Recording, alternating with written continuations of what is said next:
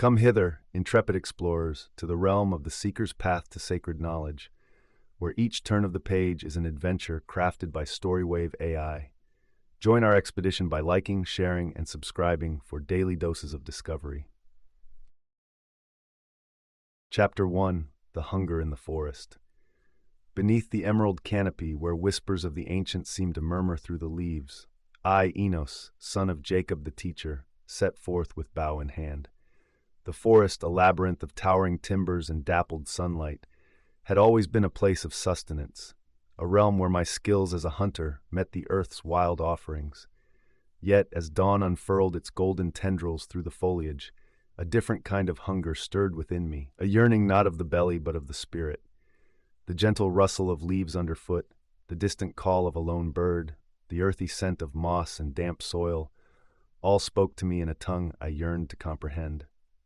My quarry forgotten, I found myself drawn deeper into the forest's embrace, chasing not the fleet-footed deer but the elusive whispers of a truth that seemed to call my name. I had ventured far when the sky pulled a cloak of clouds over itself, and a serene silence enveloped me. Here in the heart of the woods, the breeze carried a sacred hush, and in that moment of stillness I felt an overwhelming presence. The divine, it seemed, had chosen this silent sanctuary to commune with my soul. Enos, a voice resonated within me, not through my ears but echoing in the chambers of my being. Why do you wander these woods? I dropped to my knees, the dampness of the earth seeping through my garments. I hunt, I said, my voice a mere breath among the giants of the forest, yet I know not what I truly seek. The voice, as clear as the mountain spring, replied, Seek within, for the chase you embark upon is a journey to your own awakening. My heart trembled like a leaf in the wind, for I knew these were no ordinary words. They were a call to a quest far greater than any hunt I'd ever known, a quest for enlightenment, a pilgrimage of the spirit. As I sat there, lost in the profundity of the experience, the world around me seemed to echo the tumult within my own community. The Nephite people, my kin, were caught in a perpetual struggle, one that mirrored my internal conflict. We toiled, we fought, we hunted, ever striving for more, yet never sating the deeper longing that plagued us all.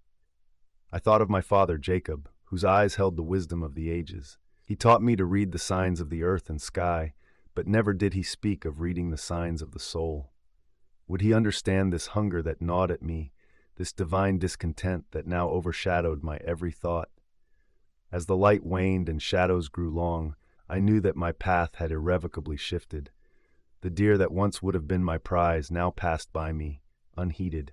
I had become the seeker, not of flesh, but of sacred knowledge.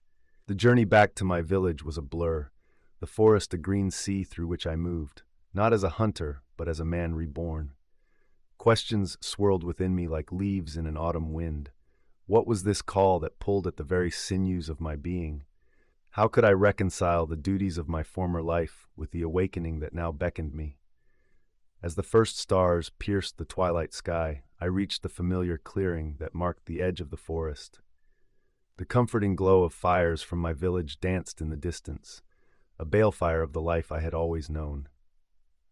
Yet, as I stood there on the threshold between two worlds, I realized that the true hunt had only just begun. And so, under the watchful gaze of the celestial bodies, I whispered a vow to the night. I would embark on this journey to enlightenment, wherever it might lead, for the hunger in the forest had awakened something within me, an insatiable desire to seek the divine and embrace the grind of a path less traveled, a path of profound spiritual awakening. Chapter 2: Reflections by Moonlight. A silvery disk climbed the heavens, casting a glow upon the world below, a silent sentinel to my night of reckoning. There I sat, alone beneath the celestial dome, the darkness around me pierced by the cold, indifferent stars. A hunter by trade, I had become the hunted, chased by the specters of my own doubts and the specter of a life that felt increasingly hollow. I drew my knees to my chest and wrapped my arms around them, staring into the flickering flames of my small campfire. The firelight threw my shadow against the trunks of the trees, a distorted, wavering reflection of the turmoil within. Each crackle and pop of the burning wood was an echo of the questions that crackled through my mind. Was I worthy to embark on this path? Was the divine truly reaching out to me, or was it a figment of a desperate imagination? The night air was cool, and it whispered through the leaves, carrying the distant sounds of my village. I could hear the faint laughter of children, the barking of dogs, the rhythmic thud of a drum. Life went on as it always had, yet I sat apart from it all, a man adrift in a sea of uncertainty. Mormon, I called softly into the darkness, the name of my spiritual guide, a sage of our people. If you were here, would you say that the path I tread is folly? The only reply was the rustling of the forest, as if the earth itself held its breath, waiting for an answer that never came. I rose and paced the edge of the clearing, my steps aimless. The moonlight bathed the world in a haunting, ethereal beauty, turning the familiar into the surreal. The trees were like ancient sentinels, their leaves whispering secrets I strained to hear. The stars seemed to watch me, their twinkling eyes holding the wisdom of ages that I longed to understand. I stopped and turned my gaze upward. Ancestors, I implored, I am lost. Show me the way. The heavens remained silent, and I sank to the ground once more, the rough bark of a tree at my back. My thoughts turned inward, to the years spent pursuing the fleeting satisfaction of the hunt, to the pride I felt in providing for my family, to the emptiness that no amount of success could fill. As the hours passed, the line between prayer and introspection blurred. I recounted my past, laid bare the deeds and misdeeds that shaped me. Every moment of anger, every word of kindness, every silent act of envy or generosity, I examined them all, searching for the essence of who I was and who I was meant to be. Enos, a voice broke the silence, a voice that seemed to come from within, yet encompassed all around me. It was my own name, yet it sounded foreign on the wind. The path to enlightenment is paved with the stones of your own making. Every step a choice, every choice a direction. I held my breath, the words resonating with a depth that transcended the very air I breathed. This was no mere reflection, it was guidance, a beacon in the darkness of my soul. "Who are you?" I whispered, a blend of reverence and fear coloring my tone. "I am the voice of your deepest self, the echo of the divine that resides within all creation," the voice replied. "Seek, and you shall find. Knock, and the door shall be opened." My heart raced, and I felt a stirring within, a sense of purpose igniting like a flame. This was the divine insight I had pleaded for, a call to a journey that would demand every ounce of my being. As dawn approached, the first blush of light touched the horizon, and the world slowly awoke from its slumber. I stood, my body weary but my spirit invigorated. The night's reflections by moonlight had been a crucible, and from its fires I emerged transformed. With newfound resolve, I knew that my inner transformation was but a reflection of the greater struggles within my community. The material demands of life, the yearning for spiritual fulfillment, they were but two sides of the same coin, and I was to be the bridge between them. As the sun crested the hills and bathed the world in its golden light, I set forth from the sanctuary of the forest with a clear vision. I would return to my people, not as Enos the hunter, but as Enos the seeker, one who had glimpsed the sacred knowledge that lay beyond the veil of the physical, and who was ready to embrace the arduous path to enlightenment. Chapter 3: The Dawn of Understanding. As I gazed upon the awakening world, the vision came to me, unbidden yet as vivid as the burgeoning daylight. It was as though the veil between the seen and unseen lifted, and for a fleeting eternity I beheld the divine clutter of creation, a myriad of threads, each a life, a story, weaving together in a masterpiece of existence. Enos, a voice resounded, not from without but from the depths of my own soul, "Behold the boundless love that enfolds all beings." My eyes, wide with wonder, saw the people of my village not as mere figures in the distance, but as vessels of the divine, each their own balefire of light.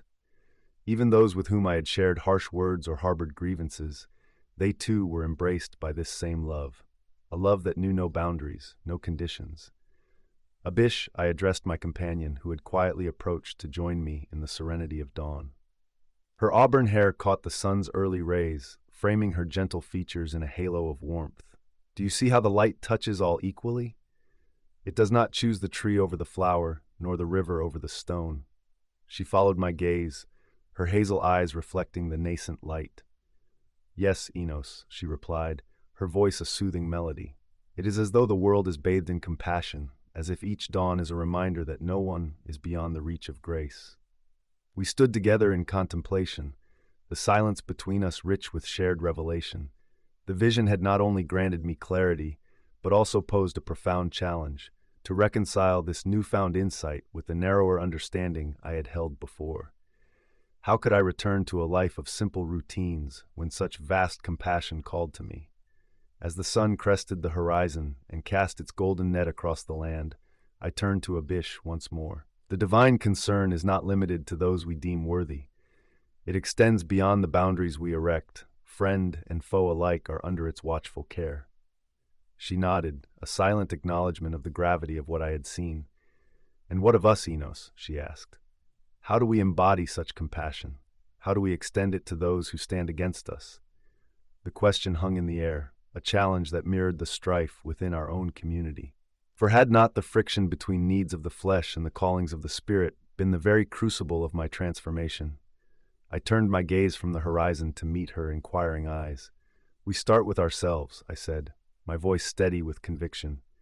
"We must become living vessels of this love, extending it through our actions, our words, our very presence." Abish's gaze did not waver, her spirit steadfast and resolute. "Then let us begin," she affirmed. The sun, now fully aloft, bathed the world in a radiance that felt like a benediction. As we descended the hill back to the village, every step was an act of faith, every breath a silent prayer. The day ahead would not be without its trials, for the path of enlightenment is never without its stones and thorns. But with the dawn of understanding came a resoluteness that strengthened my spirit. The journey ahead would be one of reconciling the divine love I had glimpsed with the reality of the world around me, and in this pursuit of greatness, I would not walk alone. Chapter 4: Echoes of Ancestral Wisdom. The door creaked on its hinges as I entered, the familiar scent of aged parchment and cedar filling my nostrils. Shelves lined the walls, laden with scrolls and texts etched with the knowledge of generations past. This was a sanctum of learning, a sacred space where the whispers of our forebears seemed to linger in the very air. I ran my fingers along the spines of the texts until they paused on a tome that seemed to call out to me. It was an account of our people's history, written in my father's steady hand. With reverence, I unrolled the scroll, the characters dancing before my eyes, telling tales of struggles and triumphs, of prophecies fulfilled and wisdom bestowed. Enos Jacob's voice was a sudden presence behind me, rich with the timbre of experience. "You seek understanding amidst the echoes of our lineage?" I turned to face him, his graying brown hair a covenant to the passage of time, his warm brown eyes reflecting a life dedicated to the pursuit of knowledge. "Father," I began, "I find myself adrift in a sea of revelations. I am seeking the guiding star of our ancestry to navigate these uncharted waters." Jacob approached, his hand resting on the scroll. "The teachings of our past are but signposts, my son. They point the way, but the journey itself is yours to make." My brow furrowed as I contemplated his words. But how can I stride forth when every step uncovers new ground that seems at odds with the old ways? He nodded, a gesture acknowledging the weight of my plight. "The wisdom of our forebears is not a shackle, but a foundation. It is meant to elevate, not confine. You must build upon it, integrate what you have learned with what you are discovering." I pondered his advice, the conflict within me a tempest that sought a calm. I have felt the touch of divine compassion, an understanding that transcends our teachings. How can I reconcile this with the path I have always known? Jacob's eyes held mine, a mirror to my seeking soul. Our teachings are but the first brushstrokes on a canvas that each of us must complete. You have been granted a vision that broadens the scope of divine love. Embrace it, and let it expand your heart. We stood in shared silence, the scrolls and texts around us a covenant to a journey of enlightenment that spanned beyond lifetimes. It was here, among the echoes of ancestral wisdom, that I realized my struggle was not unique. It reflected the broader strife within our community, the tug-of-war between the material and the spiritual, the old and the new. "Your experiences," Enos Jacob continued, his voice a steady flare, "they are the next chapter in our story. Share them, and you will inspire others to seek their own enlightenment." His words settled upon me like the gentle touch of dawn, and I knew what I must do. The discoveries about my father's past, the legacy of our people, it all inspired me to press forward on this path of awakening. As I left the sanctum of wisdom, the world outside seemed to pulse with a new vibrancy. The lessons of my father, the vision of universal compassion, they would not be at odds within me. Instead, they would weave together, forming a stew rich with the potential for transformation, both within and beyond the confines of my own heart. Chapter 5: The Sage's Counsel. The cool, damp air of the understory was rich with the scent of earth and foliage. Sunbeams pierced the canopy in slanted columns, illuminating the verdant shrine with an almost holy luminescence. It was here, within this natural cathedral, I found Mormon seated upon a fallen log, his silver hair catching the dappled light, his piercing blue eyes reflecting a mind that saw beyond the veil of the mundane. "Mormon," I greeted him, my voice betraying the trepidation that gripped me. "I come seeking counsel, for my soul is adrift amidst a sea of revelations that threaten to undo all that I once took for certainty." The sage regarded me with a steady gaze, his hands resting calmly on the gnarled staff that lay across his lap. "Enos," he began, his voice resonating with authority, "the pursuit of divine mysteries is a journey fraught with the peril of shattered illusions. Tell me of these revelations that disturb your peace." I took a seat across from him, the moss-covered ground soft beneath me. In visions and whispers, I have felt the embrace of a love so vast it extends to every crevice of creation. Yet I struggle to grasp its implications, to understand how such a love can coexist with the world I have always known. Mormon nodded, his eyes never leaving mine. "The love you speak of is the very fabric of existence, an undercurrent that sustains all life. To comprehend it is to touch the essence of the divine." "But how," I pressed, the words tumbling from me in a torrent, "how can I reconcile such boundless compassion with the strife and discord I witness among my own people? The material demands, the spiritual yearnings, they seem to be in constant conflict." "The material world," Mormon said, the timbre of his voice like a bell tolling with ancient wisdom, "is but the shadow of a greater reality. The strife you perceive is the struggle of souls caught between the temporal and the eternal, grappling with the duality of their nature." I pondered his words, a maelstrom of thoughts whirling within me. "And what of the sacred knowledge you have gleaned through your years of seeking? How does one integrate such truths into the fabric of their daily existence?" The sage leaned forward slightly, his eyes alight with the fire of someone who has walked through the flames of insight. "Sacred knowledge is not a treasure to be hoarded, but a light to be shared. You must become a balefire, Enos, a conduit through which the divine can manifest in the world." The magnitude of his charge left me breathless, the weight of its implications pressing upon my shoulders like a mantle. "And if I falter?" I asked, the vulnerability of the question hanging between us. Mormon's expression softened, a hint of compassion threading through his features. "To falter is to be human. The path of enlightenment is not without its stumbles, yet each time you rise your understanding deepens and your spirit grows more resilient." Our exchange continued as the sun climbed higher, casting its light upon the hidden corners of my doubts. With each word Mormon spoke, the nature of my reality shifted, the pieces of the divine puzzle falling into place with a clarity that both comforted and challenged me. As I departed from the sage's presence, the world around me seemed to pulse with a new rhythm, one that echoed the profound truths imparted by Mormon.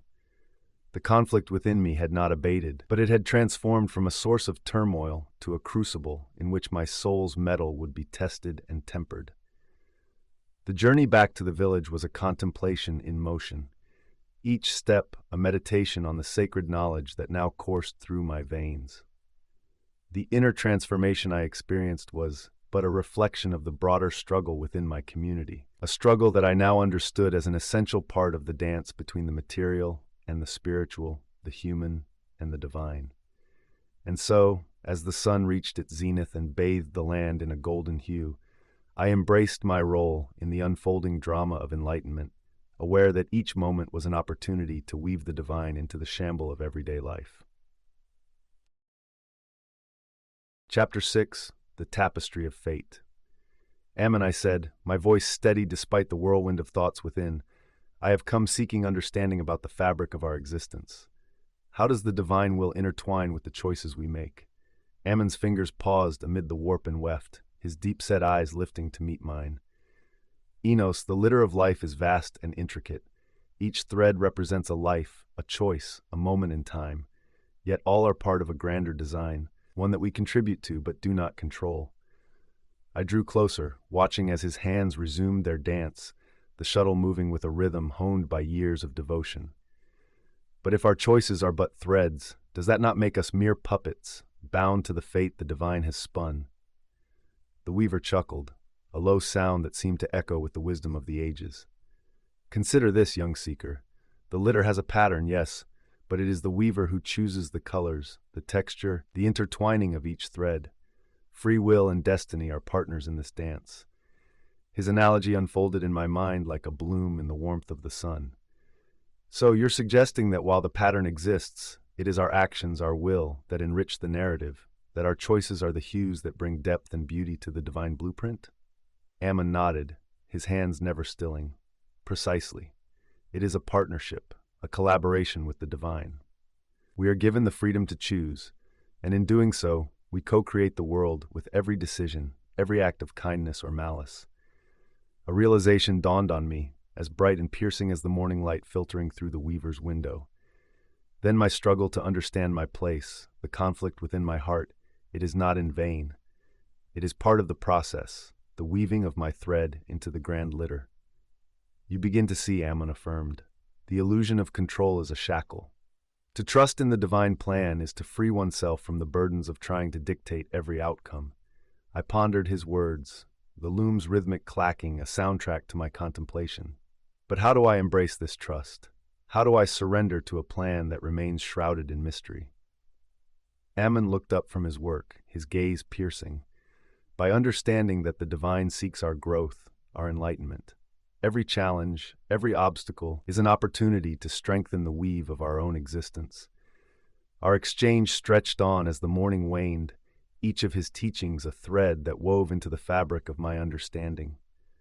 I learned that every action, every choice, contributed to life's greater pattern, and that the struggles within my community, our grasping for material wealth, our hunger for spiritual depth, were but reflections of the individual threads striving to find their place in the design.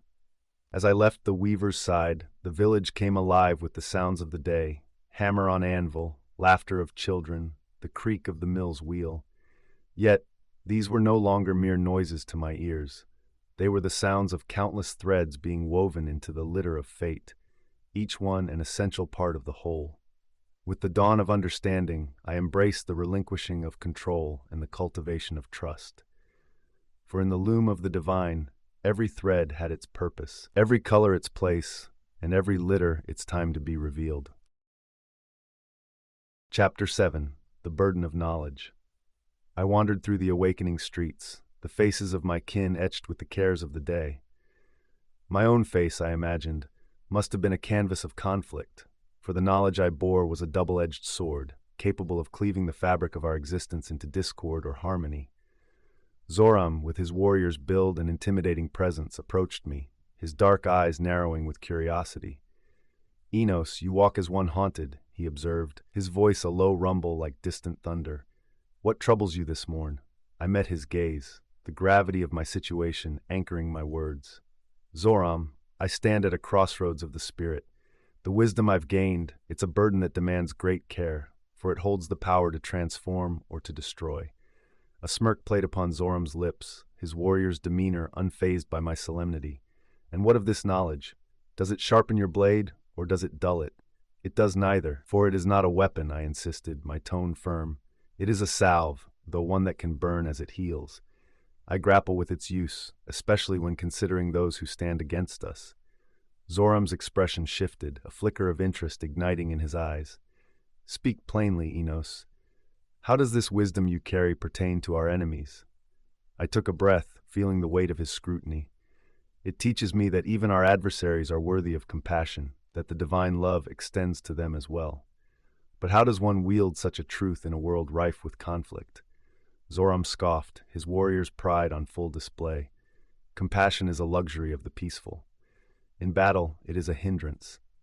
I shook my head, the conviction in my voice undiminished. No, it is not a hindrance, but a guiding light.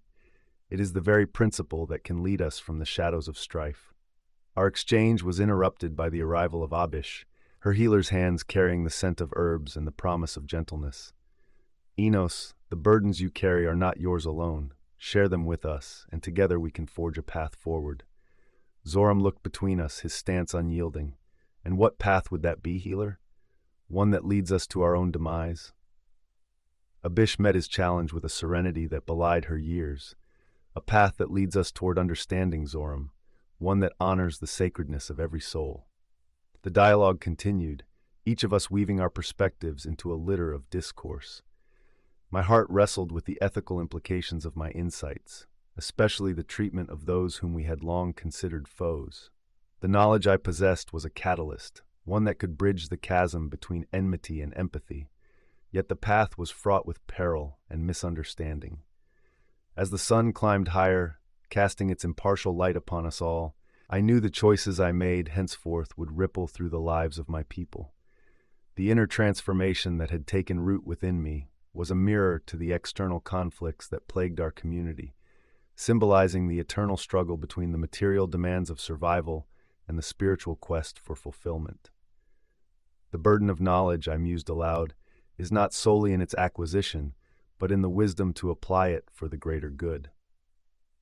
Zoram and Abish nodded. A silent accord reached between hearts and minds. We parted ways, each to our own duties, but bound by the understanding that success lay not in the dominance of one truth over another, but in the harmonious integration of all truths into the fabric of our shared existence.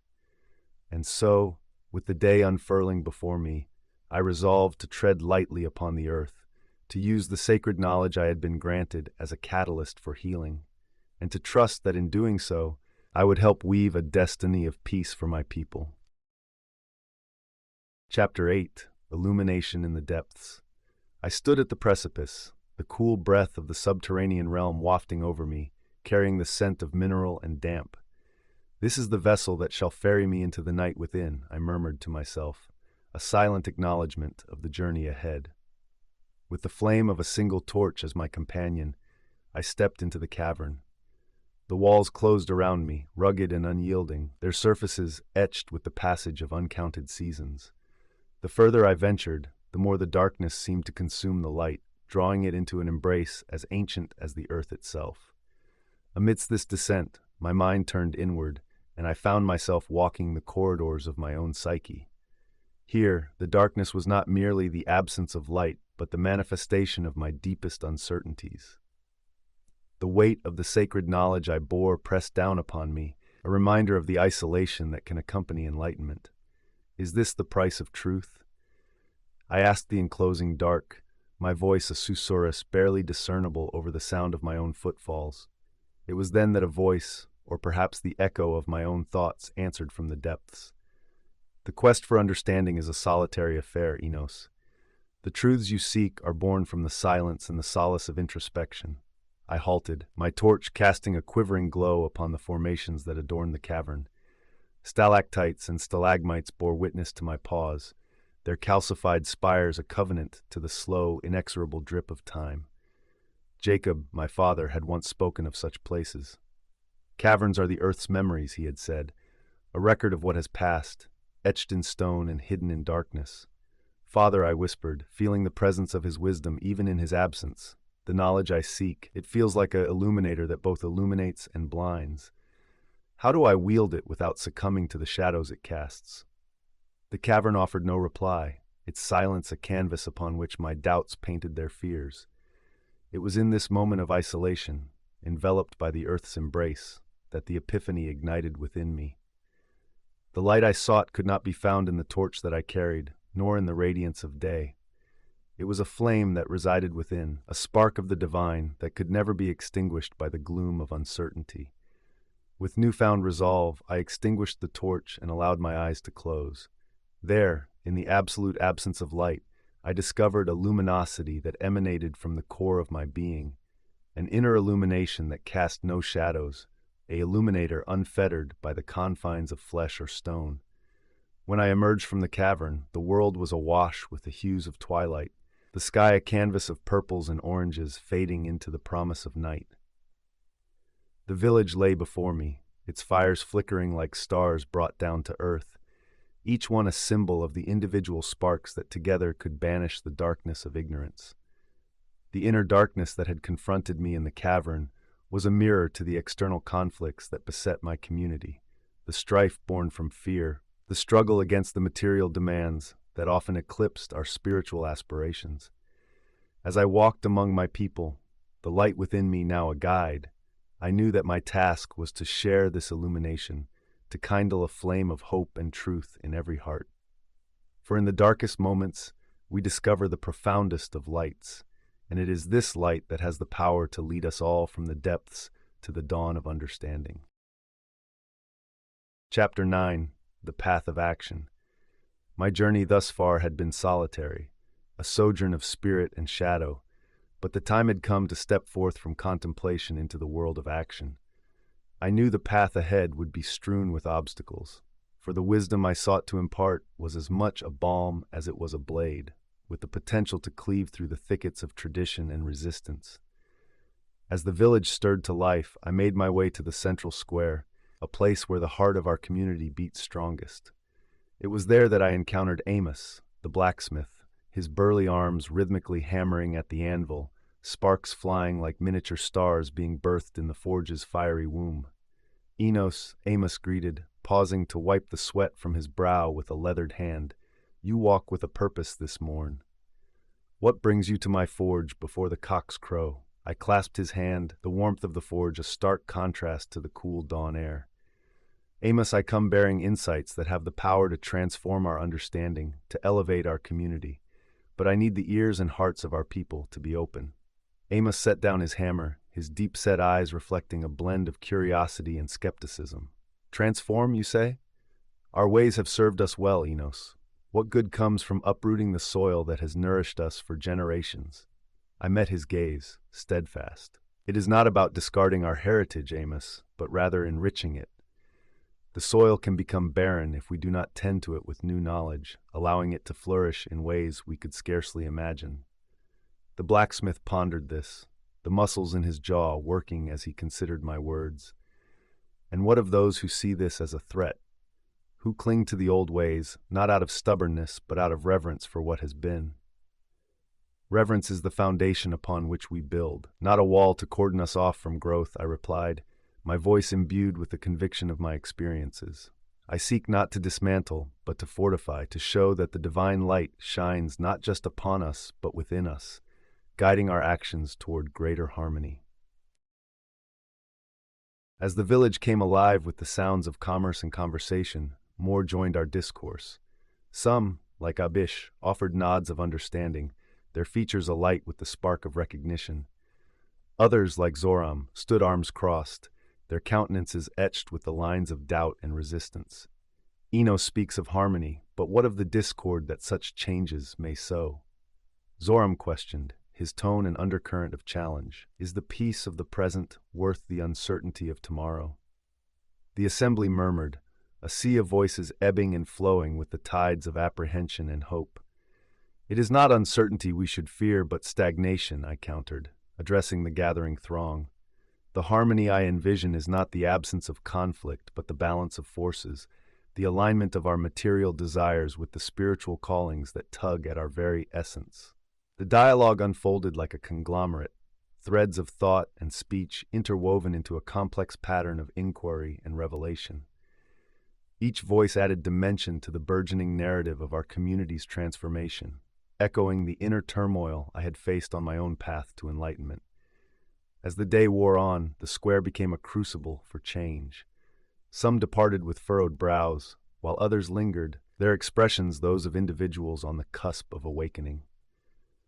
The community, much like myself, stood at the threshold of a new era, one where the wisdom of the ages would be tested against the forge of progress. In the waning light of afternoon, I took my leave, heartened by the seeds of understanding I had sown. The path of action was a journey in itself, a path that demanded fortitude, patience, and an unfaltering belief in the potential for each soul to reach beyond the mundane, toward the celestial. And so, as evening approached and the sky donned its violet shroud, I reflected on the day's encounters, knowing that the true measure of success lay not in the immediate conversion of hearts, but in the planting of ideas that would, in time, blossom into a garden of collective enlightenment. Chapter 10: The Healer's Way. Upon reaching her abode, a simple structure adorned with hanging herbs and the subtle scent of earth, I raised my hand to knock, but found the door already ajar. Abish awaited me, her visage the embodiment of serenity despite the early hour. Enos, she greeted, her voice a soothing balm in the quiet of dawn. I've been expecting you. The path you walk has led you here. I entered, the room awash with the soft glow of candles. Shelves brimming with jars of ointments, dried plants, and powders spoke of her mastery over the healing arts. I come seeking your guidance, Abish. The wisdom I've gleaned has opened my eyes to the power of compassion, and it is a force I wish to wield alongside you. She motioned to a low stool, and as I took my seat, our conversation unfolded like the petals of a bloom in the first light.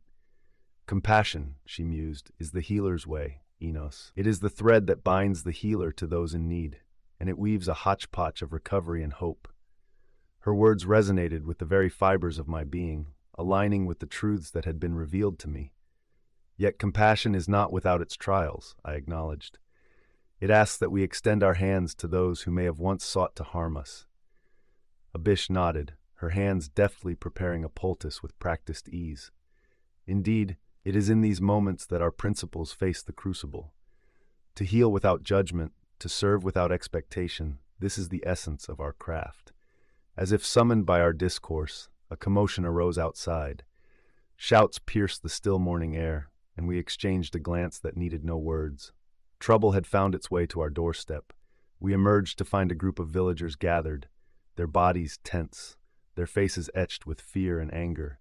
In their midst lay two figures, one a member of our community, the other a stranger, both marred by the violence of a dispute turned physical. Without hesitation, Abish knelt beside them, her healer's instincts taking command. Enos, fetch water and bandages. We have work to do. I hastened to comply, my heart hammering with the urgency of the task. As I returned with the supplies, I saw Abish tending to both the familiar and the foreign with equal care, her hands a pledge to the healer's creed. The injured, though wary, could not deny the compassion that fueled our ministrations. "Why do you help me?" the stranger rasped, his voice laced with confusion and pain. "Because healing knows no allegiance," Abish replied, her attention unshakable from her task. "Our duty is to life itself." As the sun climbed higher, casting its light upon the scene, the tension within the crowd began to dissipate, replaced by a collective awe at the act of mercy that unfolded before them. Friend and foe, side by side, were being restored by the very hands they had sought to bite. Through the morning, Abish and I worked in tandem, our actions a silent symphony of service. The resistance I had braced for never materialized. Instead, a respect for our mission seemed to take root among the onlookers. As the shadows grew shorter and the injured were stable, I stood back, observing the ripples of our endeavor. Abish, her brow glistening with the sheen of exertion, met my gaze. "This is but the beginning, Enos.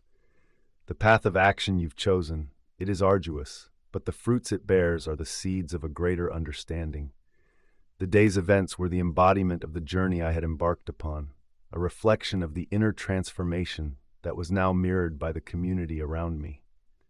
The struggle between our material existence and the quest for spiritual fulfillment had been laid bare, and in the light of our actions, a new path was being charted.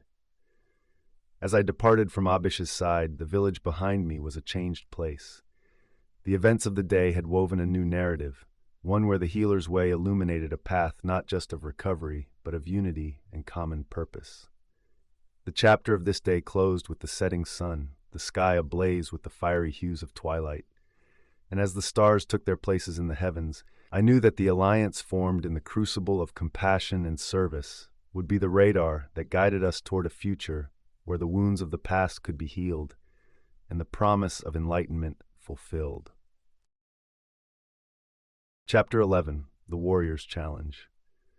Enos Zorm's voice boomed across the silent expanse, Your words of peace and passive resistance echo hollow in the ears of a warrior.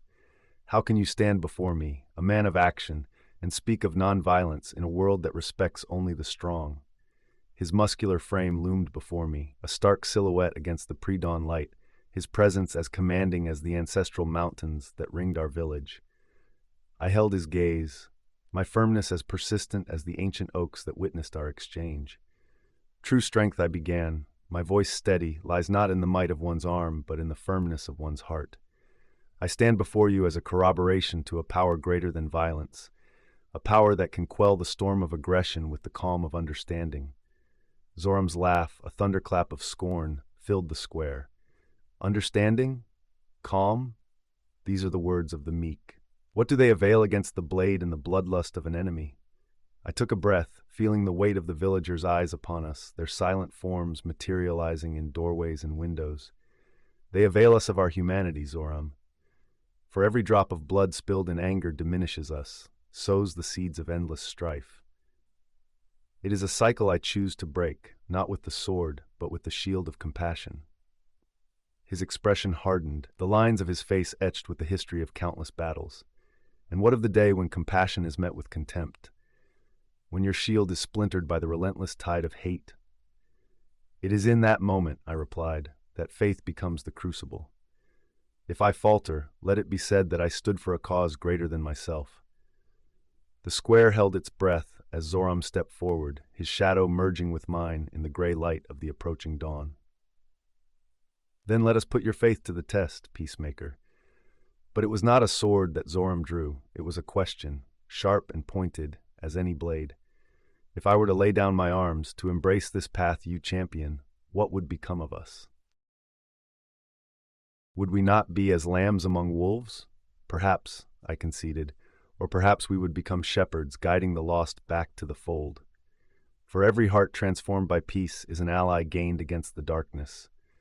A murmur rippled through the onlookers, the seeds of a new understanding taking root. Zoram's stance softened, the warrior's facade giving way to the man beneath.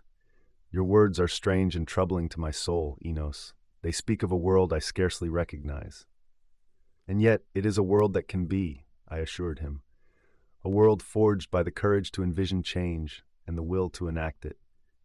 The sun's first rays crowned the horizon, casting a golden light upon us. Zoram turned his face to the warmth, closing his eyes.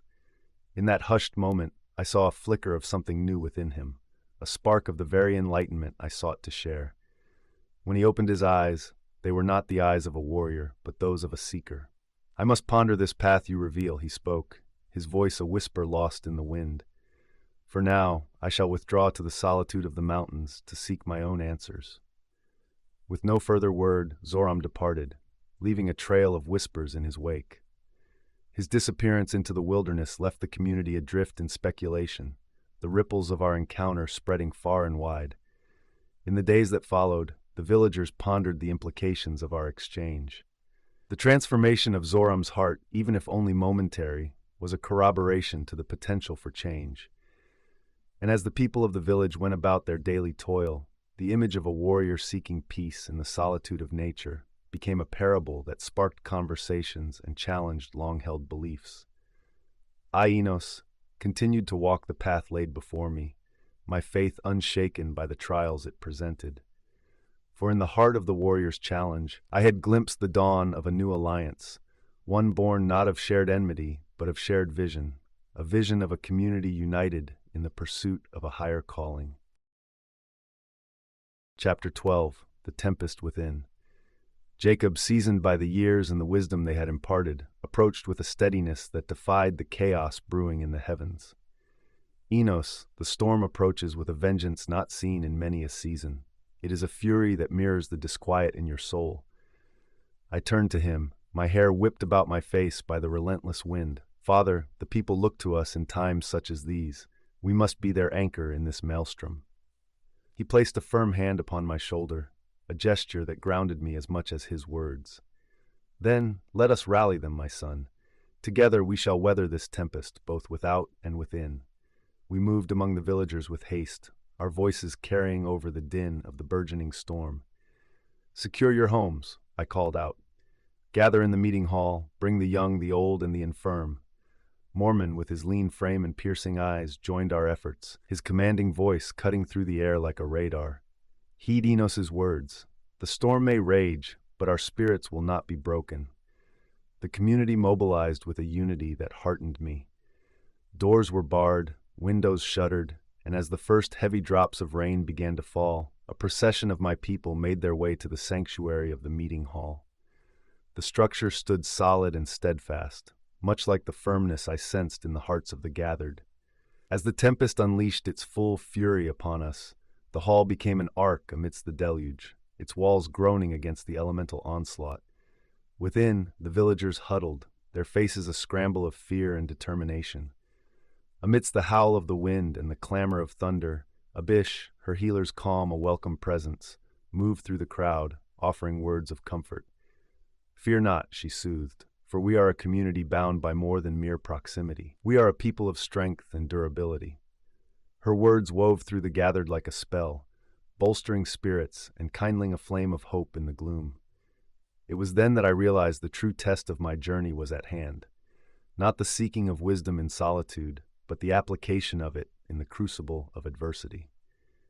Friends, I addressed the sea of anxious faces. This storm may test our structures, may lay waste to our fields, but it cannot touch the core of who we are. Together, we have weathered trials of the spirit, and together we shall emerge from this tempest with our bonds unbroken and our purpose renewed.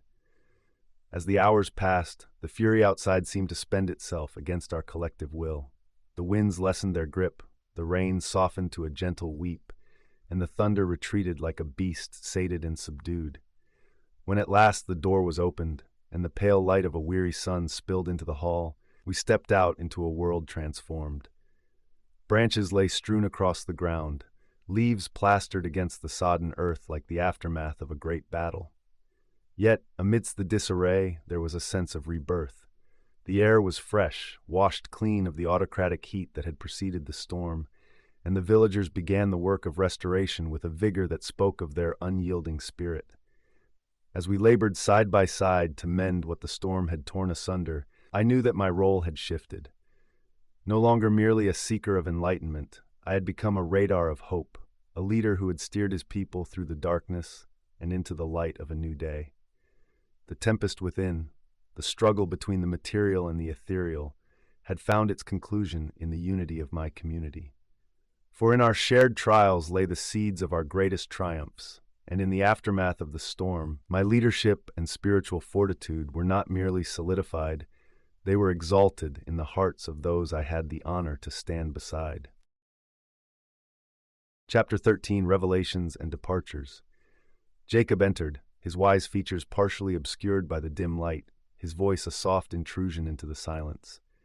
"Enos, I sense a restlessness in your spirit. What visions trouble you this night?"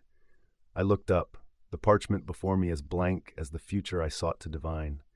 "Father, the veil between now and what is yet to come grows thin. I am beset by glimpses of trials that loom on the horizon, specters of tribulations that will test the very sinew of our people." "Foretelling is a heavy mantle," Jacob acknowledged, settling across from me at the table. "What will you do with these portents?" I drew a deep breath, the weight of destiny pressing down upon me. I am torn. To withhold this knowledge could spare our people from dread, yet to share it might prepare them for what is to come. Jacob's eyes bore into mine, alight with the embers of understanding. "Consider, my son, that the act of recording these prophecies may be your greatest service. To guide those who will walk these paths after us is a legacy that transcends time." The wisdom of his words resonated within, a clarion call to action. "Then I shall scribe these visions, inscribing them upon the pages of history, that they may serve as a navigation light for generations not yet born." Silence enveloped us once more, broken only by the soft scratching of my quill upon the parchment.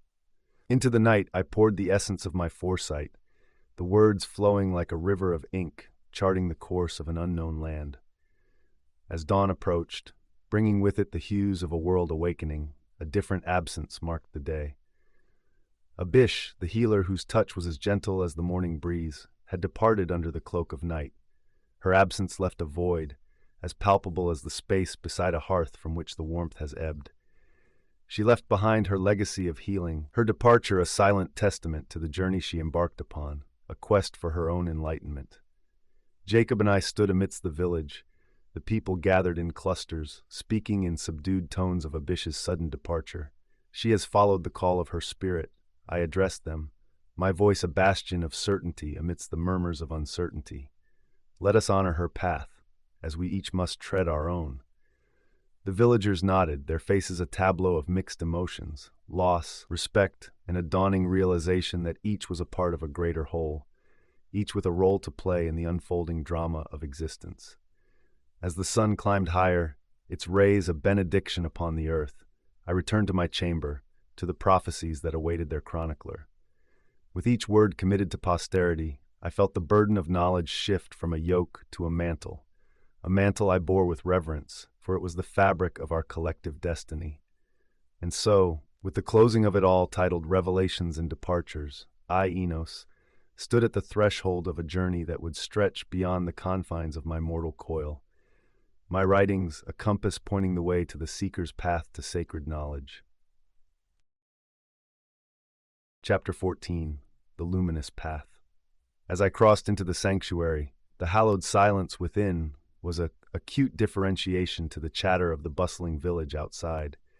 My senses were immediately enveloped by the scent of aged parchment and the subtle incense that lingered in the air, a fragrance that seemed to cleanse the mind as much as it did the spirit. Mormon joined me in the central chamber, his countenance alight with the same fervor that I felt burning within my own breast. Enos, he began, his voice imbued with a resonance that spoke of ancient truths. You have birthed a legacy that will outlive us all. The seekers who come here will find solace and illumination. I acknowledged his words with a nod, the weight of my new role settling upon my shoulders like a mantle. Yet, a sanctuary is but a vessel. It is the wisdom imparted within these walls that will serve as the true compass for those adrift on the tumultuous seas of doubt. Our dialogue was interrupted by the arrival of a congregation of seekers, men and women whose eyes were alight with the spark of curiosity. Among them was a traveler from distant lands, his garb foreign, yet his countenance marked with the universal imprint of the seeker. Greetings, he addressed us with a bow, his accent a lilting melody of far-off places. I have journeyed many moons to partake in the knowledge that is said to flow from this sanctuary. Mormon and I exchanged a glance, an unspoken understanding passing between us.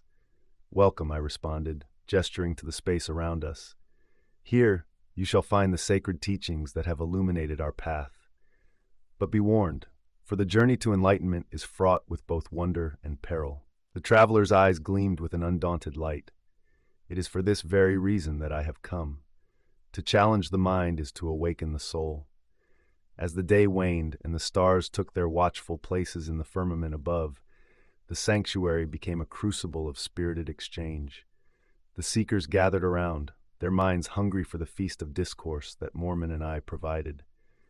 The pursuit of enlightenment is not a solitary endeavor, I told them, my voice a steady stream that flowed into the reservoir of their collective consciousness. It is an aggregate woven from the threads of shared experience, of trials faced and wisdom gleaned. But how do we balance the quest within against the demands of our worldly roles? A voice from the assembly inquired, a note of conflict evident in the timbre. The path of service and the path of personal ascension are one and the same, Mormon interjected, his words slicing through the knot of their query. In guiding others, we too are led. In teaching, we learn. The night deepened, and the sanctuary became a beamer of light amidst the darkness, a lighthouse guiding ships to safe harbor. The seekers departed with a new sense of purpose, leaving behind an echo of their aspirations. In the solitude that followed, I reflected on the balance of my own spiritual practices with the burgeoning demands of leadership. The sanctuary was my crucible as much as it was theirs, a place where the alchemy of transformation was enacted not in solitude, but in the fellowship of kindred spirits. As the first light of dawn painted the sky with strokes of amber and rose, I took up the quill and began to inscribe the events of our first gathering. The records I kept would be the seeds sown in the fertile ground of the future, enduring long after my voice had been silenced by the passage of time. The luminous path was more than a sanctuary. It was a movement, a living entity that would grow and evolve with each soul it touched. And as I set the quill down, I knew that the revelations and departures that marked my journey were the very currents that propelled us forward toward an ever-expanding horizon of enlightenment. Chapter 15, The Circle of Fellowship. Mormon, his presence as commanding as ever, stood beside me, his gaze surveying the assembly with a discerning eye. "Enos," he said in a voice that carried the timbre of both respect and concern, "your teachings have become the wellspring from which these souls quench their thirst for enlightenment. Yet I fear the waters have become muddied with disparate interpretations." I cast my eyes over the gathered, each face a mirror of the divine spark we all shared. It is the nature of truth to be viewed through the prism of individual perception, Mormon. But today, we shall seek to distill clarity from the confusion. As the assembly found their seats upon the grass, a hush fell, the collective breath of anticipation hanging palpable in the air. It was then that Samuel, a man of earnest conviction whose fervor was matched only by his sincerity, rose to his feet. "Enos," Samuel called out, the strength in his voice belying the gentle nature I had come to know, "there are those among us who fear the path you chart leads away from the tangible truths we have always known. How are we to reconcile the ethereal with the earthly?" The question seemed to resonate, a stone cast upon the calm surface of a pond, rippling outward to touch every soul in attendance. I stepped forth, feeling the weight of my responsibility as a teacher and guide. "Samuel, my friend," I began, my words chosen with the care of a gardener tending to delicate blooms. "The path of enlightenment does not call for us to forsake the world, but to understand it more deeply. Our spiritual endeavors are not an escape, but a means to engage with the material realm more fully, each informing and enriching the other." Nods of agreement rippled through the assembly, though some faces remained etched with the lines of skepticism. It was Lydia, a woman of sharp intellect and piercing insight, who next voiced the undercurrent of dissent. "But Enos," Lydia interjected, her stance resolute, "your words, though honeyed, do not address the heart of our contention. The principles you espouse, how are we to apply them when they seem at odds with the world's expectations?"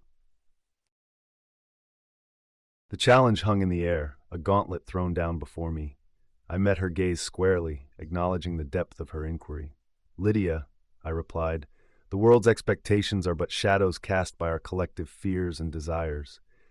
Our principles must stand as beacons, guiding not only our inner journey but also the way we interact with one another, with nature, with all of creation." A murmur of assent rose from the assembly, the tide of consensus swelling. Yet, it was the voice of young Thomas, his years few but his spirit aged with the wisdom of the ancients, that tipped the scales. "May I speak?" Thomas asked, his voice a gentle wave that nonetheless carried the strength of the ocean. "For I have seen in Master Enos's teachings a confluence of the spiritual and the material. It is in our fellowship, in our shared endeavor, that the teachings take root and bloom." The assembly turned their collective gaze upon the youth, his words a salve to the discord that had threatened to divide us. "In our unity," Thomas continued, "lies our strength. Let us not become mired in the muck of contention, but rather rise together on the wings of shared purpose." The Grand Assembly, thus inspired by the purity of Thomas's vision, found a renewed sense of kinship. The discord that had loomed over us dissipated like mist under the gaze of the morning sun, and the communal bonds were not merely restored but strengthened. As the day waned and the shadows lengthened, my heart swelled with a profound sense of fulfillment. The sanctuary of learning I had envisioned had become a living organism, pulsing with the vibrant energy of souls in search of illumination. And as the stars emerged to bear witness to the night's quiet majesty, I knew that the circle of fellowship would endure, a proof to our shared spiritual values and our collective growth. For in the heart of each disciple burned the same flame that had ignited my own journey, a flame that would light the luminous path for all who sought its radiant truth. Chapter 16, Harvest of Hearts. Mormon approached, his silver hair a monument to the passage of time, his blue eyes reflecting the skies above. "Enos," he said, his voice carrying the gravity of the years, "the time has come for you to pass the torch. The seeds you have sown have grown into a harvest of hearts, and your journey has touched more lives than you can fathom. I looked upon the assembly, feeling the truth of his words. It is a strange sensation, Mormon, to see the path you've walked from the precipice of a new dawn. To know that what began as a solitary quest has spread its branches far and wide. Our conversation was joined by Lydia, her keen intellect ever present. The impact of your teachings, Enos, has indeed reached far beyond the boundaries of our lands. But how will you ensure the essence of your message endures when you step back from your central role? Her question hung in the air, mingling with the scent of the earth and the subtle perfume of the harvest. It is not for me to cling to the role of shepherd indefinitely, I replied. The true test of the teachings is whether they live on in the hearts of those who embrace them. A murmur of assent rose from the crowd, and as the sun ascended, a great gathering began. The people came forth, one by one, to honor the journey we had shared.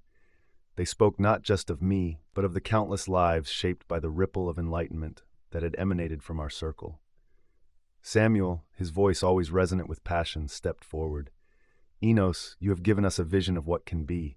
It is now upon us to carry this vision forward, to be the custodians of the wisdom you have imparted.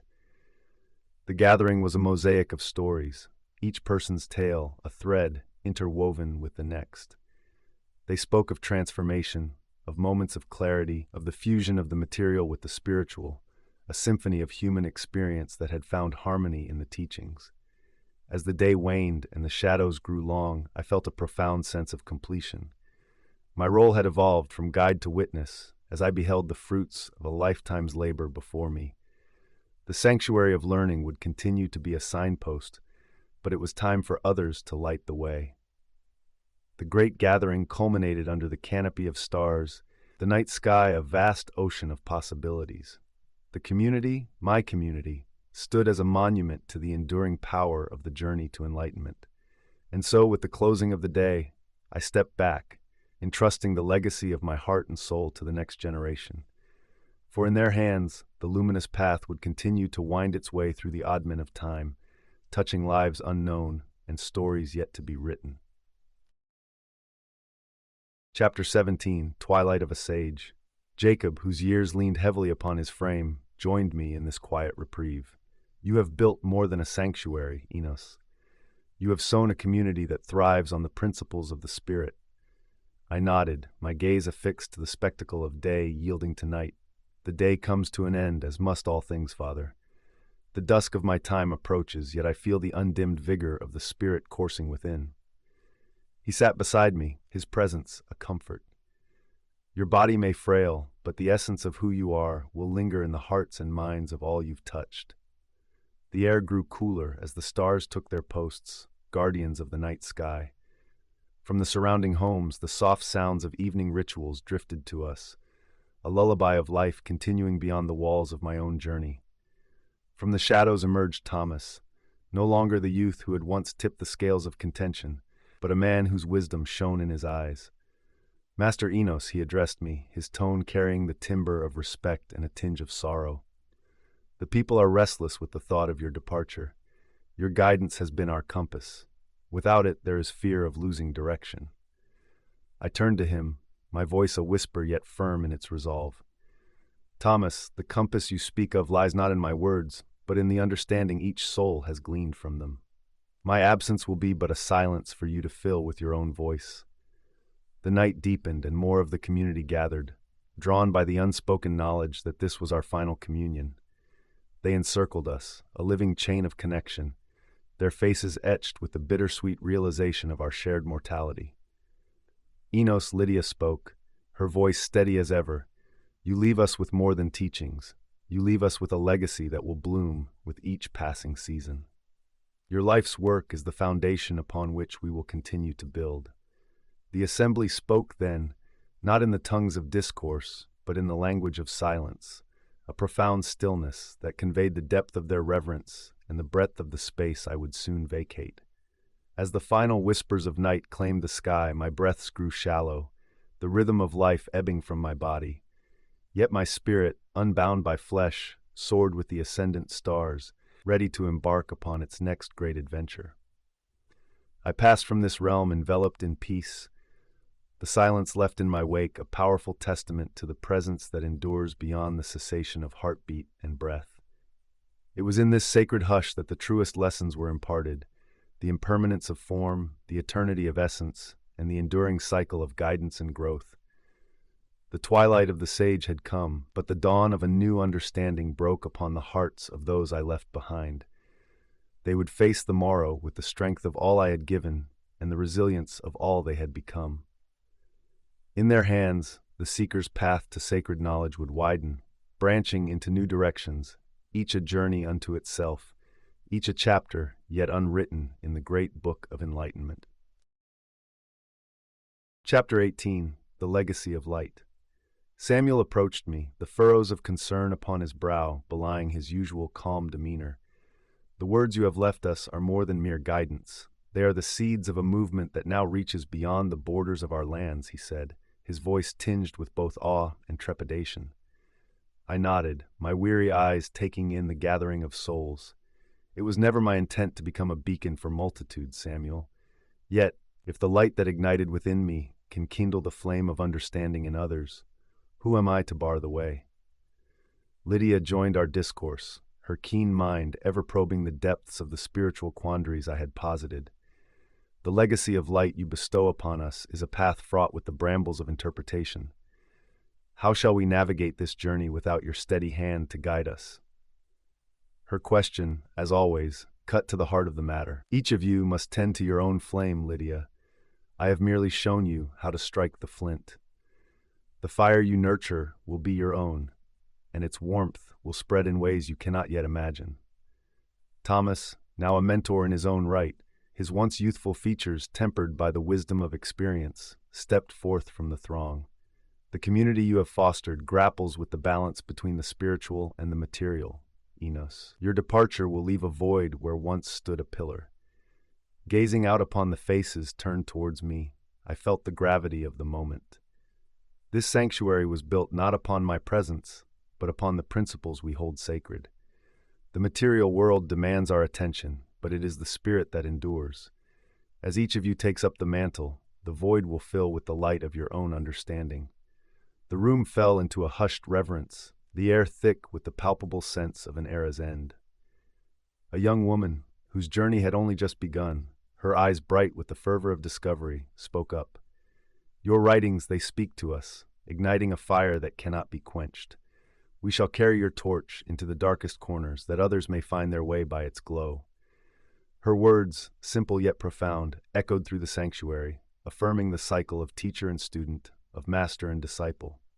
The gathering, a microcosm of the burgeoning movement, stood testament to the power of a single life dedicated to the pursuit of truth. As the last light of day surrendered to the encroachment of twilight, I closed my eyes, content in the knowledge that the legacy of light I had cultivated would continue to illuminate paths long after my own journey through this mortal coil had ceased. The spread of the teachings would foster awakenings in places I would never see, in hearts I would never meet, signifying not an end, but the birth of a spiritual epoch. And when the final silence came, it was not a void of absence, but a presence that transcended the physical, a silence that echoed with the whispers of 1,000 journeys just beginning, each a step on the endless path to enlightenment.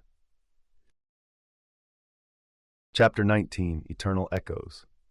The journey has been long, and the path has been wrought with both splendor and sorrow.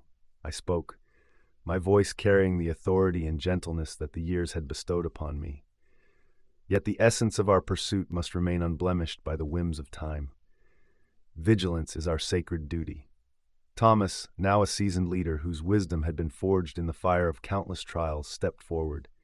His countenance bore the serenity of one who had known the struggle between the temporal and the eternal.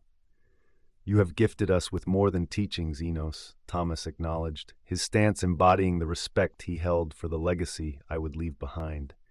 You have instilled in us a vision, a compass by which we may navigate the ever-shifting tides of this world. The assembly, a mosaic of faces young and old, nodded in agreement, their own journeys reflected in the gravity of this moment.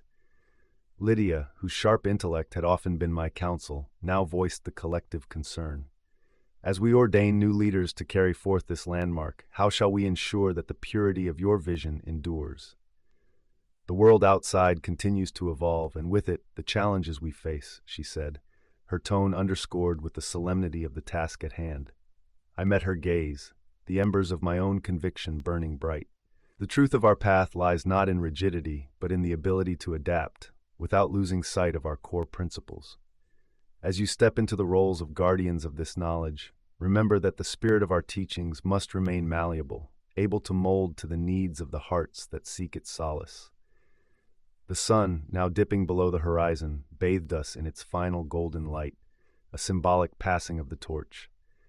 The ordination commenced, a ceremony steeped in the rich traditions that had been the foundation of our community.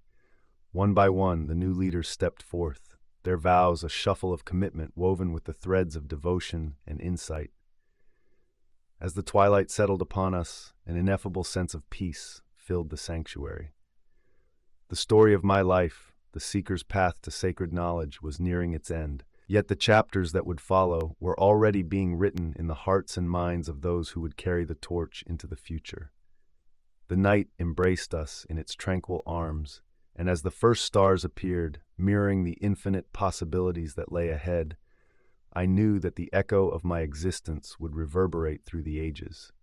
The community, my cherished fellowship, would continue to navigate the delicate balance between the material world and the spiritual aspirations that called to us from beyond the veil. In the silence that spoke of a presence beyond the physical, I felt the eternal cycle of teaching and learning, of leading and following, of sowing and reaping.